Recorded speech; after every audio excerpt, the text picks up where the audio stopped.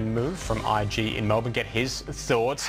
Firstly, Stan, on that Wall Street session, once again, investors are unnerved, it seems, by the US political impasse.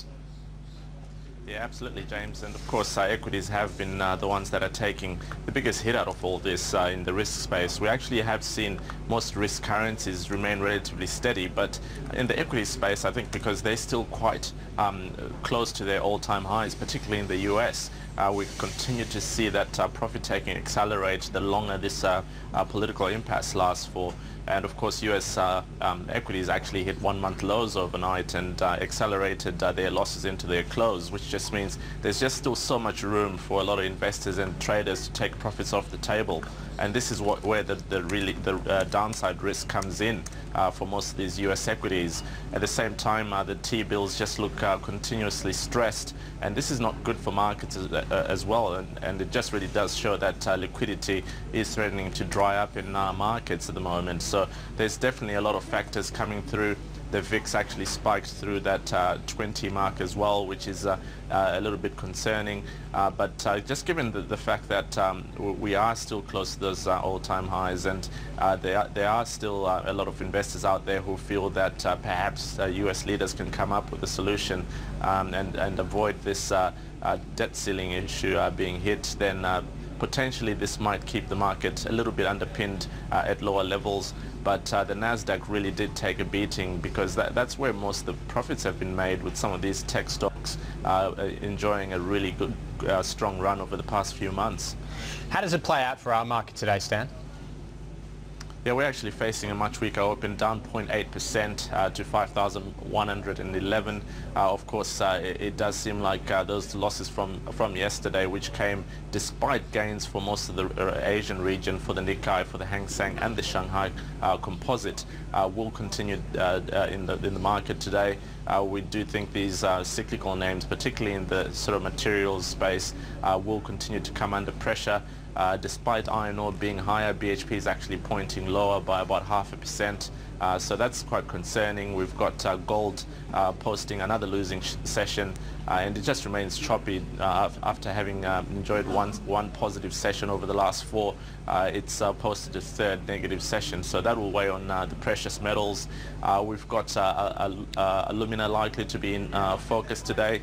Of course, Alcoa was on the wires. They beat on the EPS and revenue front as well. So there might be a glimmer of hope that this will feed through positively to alumina, but it's always hard to decipher the relationship between these two stocks.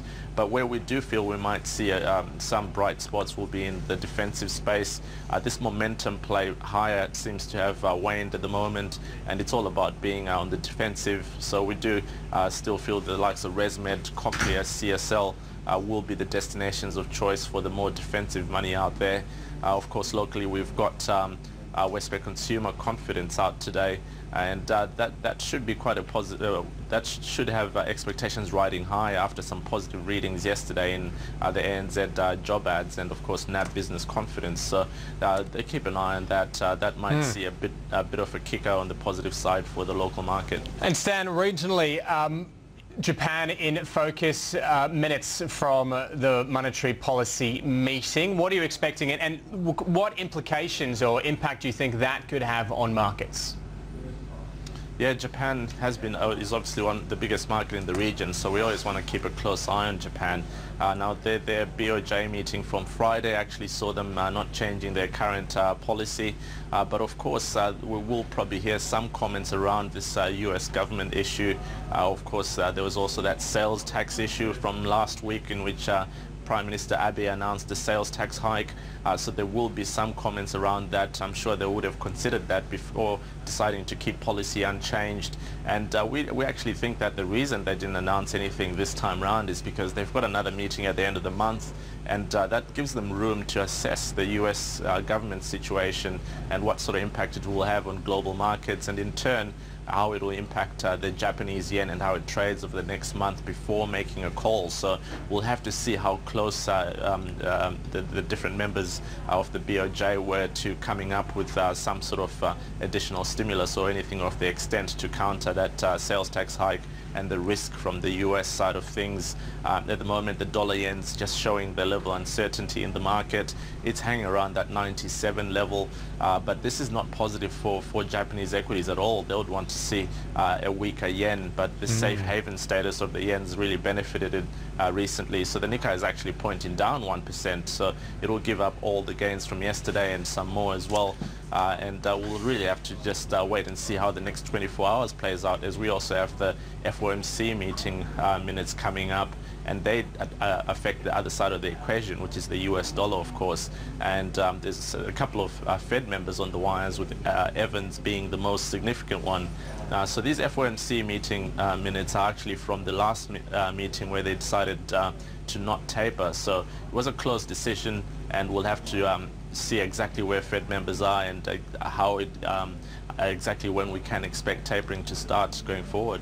Obviously that's going to impact the Aussie dollar. In terms of Aussie dollar potential movements today, look, seemingly pretty comfortable above 94 US cents. Does it stay there, do you think? What's going to be at play for the currency?